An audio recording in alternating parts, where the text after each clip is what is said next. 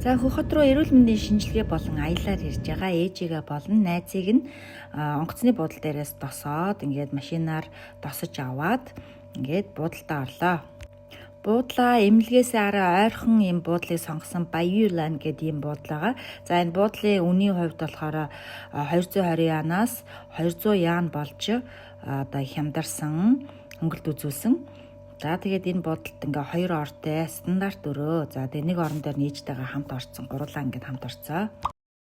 За энэ хоёртаа салангасаас авчирсан бэлгээ өглөө. Хоёуланд нийжлэхэн загвартай дуртай өнгөөр нь нэг цамц авчирж өгсөн байгаа. Адилхан мод модтой өнгөр миний өсдөг байна. Ихний дуртай юм байна. За ингээд нэлээ орон олсон учраас доошо буугаад буудлынхаа бүхний хоолнд ороод ингээд сайхан амархаар шидлээ.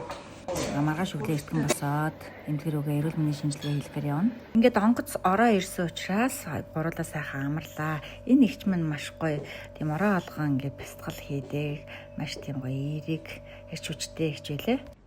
За ер нь өөрийгөө болон ээжийн аавыгаа эмээ өвөөгөө нэг сайхан эрүүл мэндийн шинжилгээнд хамрагдуулах аялалд бас бүртгүүлж болно шүү.